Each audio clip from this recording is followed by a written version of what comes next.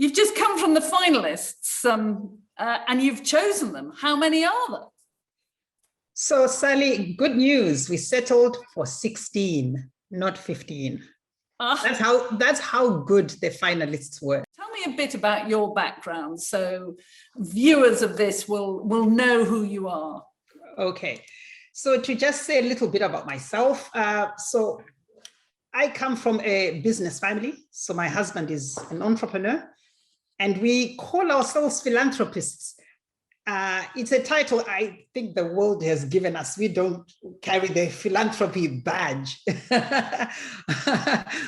So we started our own foundation, which is called High Life Foundation in Delta Philanthropies.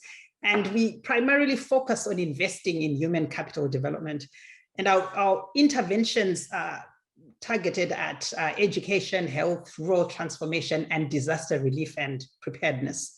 So so that's where we started in education, but I think as you see that there's so many problems and so many challenges, we've just been, looking at what else can we do to ensure that we are able to marry our entrepreneurial spirit with our philanthropic hearts. And I, from my perspective, having been Chief Medical Officer here in the UK and now at Trinity, I can see if only we can give everyone a good education and the opportunity to have decent preventive health, health protection and healthcare, then the world will be a better place.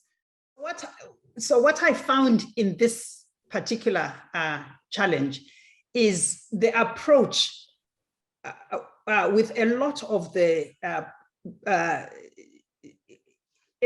organizations we looked at were dealing with not just the tools or the data, but also virtually the ones that I read also involved the role of government in order to deal with the issue of scaling.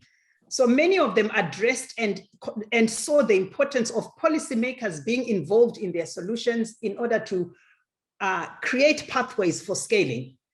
Then I also saw quite a number that had a strong involvement of communities. Sometimes we have difficulty, especially in philanthropy, where we sometimes go for solutions based on emotions and feelings. And it's so great to see solutions that are coming from a community of experts that generally deal with governments and look at the intersection of policy and technology in providing solutions to pandemics. So yeah, I have to say, I belong to a number of philanthropic circles that look at projects. I would never have known there is a community of solution providers such as the ones that I've met in the challenge. And I'm looking forward to introducing them to these networks. We need to widen the source from which we are providing funding for, especially innovative and data science type solutions. We're going through to the award ceremony on June the 25th. It's going to be great. We're going to put the spotlight on all these winners and try and engineer some connections and networking. What do you think can come out of that?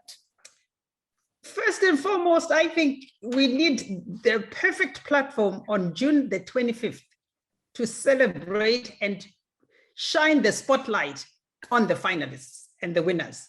I think that's very important. That's the platform that they need. So a broad community of people are able to know what solutions various organizations, universities, academia are working on to prepare us for pandemics or to see how we respond to pandemics.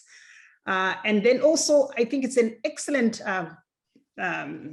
occasion for entrepreneurs, social entrepreneurs, for academia, government, private sector to get together, talk, find solutions, and find opportunities for collaboration.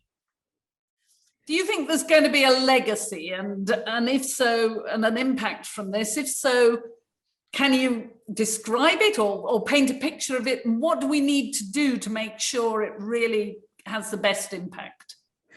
Okay, so I think part of what you've done, Sally, by extracting that passion and that vision you had to make it a reality in itself is a legacy.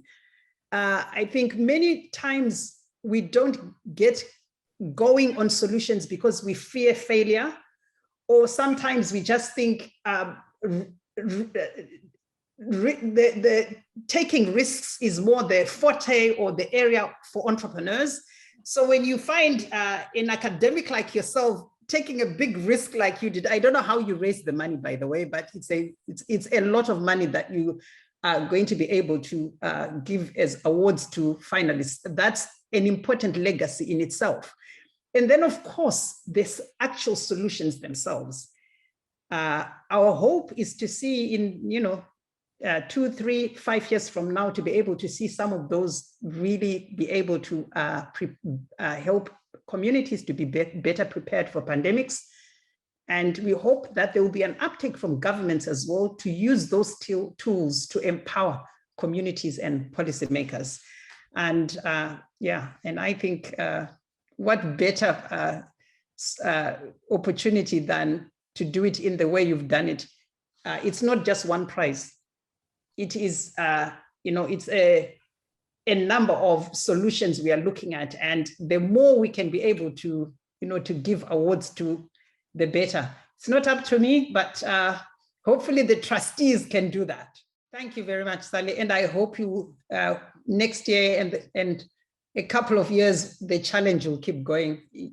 This is something that deserves continuity. Thank you very much. Thank you. And we'll look forward to coming back to you about it. Okay. Great.